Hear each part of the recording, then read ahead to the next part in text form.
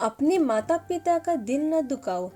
शादी के सुहाग सेज पर बैठी एक स्त्री का पति जब भोजन का थाल लेकर अंदर आया तो पूरा कमरा उस स्वादिष्ट भोजन की खुशबू से भर गया। उस स्त्री ने अपने पति से निवेदन किया कि माँ जी को हम यही बुला लेते तो हम तीनों साथ बैठकर भोजन करते। पति ने कहा, छोड़ो उन्हें, वो खाकर सो गई होगी, आओ हम साथ में भोजन करते हैं। उस स्त्री ने अपने पति से कहा कि नहीं, मैंने उन्हें खाते हुए नहीं देखा है। तो पति ने जवाब दिया कि क्यों तुम जिद कर रही हो, शादी के कार्य से थक गई होगी इसलिए सो रही होगी, नींद टूटेगी तो खुद भोजन कर लेगी, तुम आओ हम प्यार से खाना खाते हैं। उस स्त्री ने तुरंत तलाक लेने का फैसला कर लिया और तलाक लेकर उसने दूसरी शादी कर ली। और इधर उसका पहला पति ने भी दूसरी शादी कर ली। दोनों अलग अलग सुखी घर गृहस्थी बसा कर खुशी खुशी रहने लगे। इधर उस स्त्री के दो बच्चे हुए जो बहुत ही सुशील और आज्ञाकारी थे। कई वर्ष बीत जाने के बाद एक दिन वह औरत अपने बेटे के साथ यात्रा पर गई हुई थी।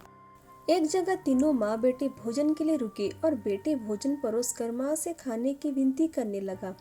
उसी समय उस स्त्री की नजर सामने एक फटे हाल भूखे और गंदे से एक पुरुष पर पड़ी जो स्त्री के भोजन और बेटे की तरफ बहुत ही कतार नजर से देख रहा था।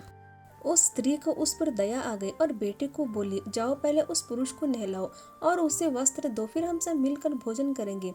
बेटे जब उस पुरुष को नहलाकर कपड़े पहना कर उसे उस स्त्री के सामने लाए तो वह स्त्री हैरान रह गई। वह पुरुष वही था जिसने उसने शादी की सुहागरात को ही तलाक ले लिया था। उसने उससे पूछा कि क्या होगा जो तुम्हारी हालत इतनी खराब हो गई। तो उस पुरुष ने नजर झुका के कहा कि सब कुछ होते ही मेरे बच्चे भोजन नहीं देते थे, मुझे घर से बाहर निकाल दिया।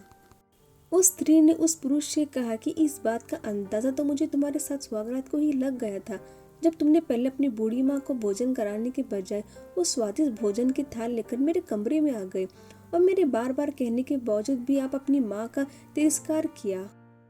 उसी का फल आप भोग रहे हो। माता पिता के साथ तुम्हारा सलूक एक ऐसी कहानी है जिसे लिखते तो तुम हो लेकिन तुम्हारी संतान तुम्हें पढ़कर सुनाती है।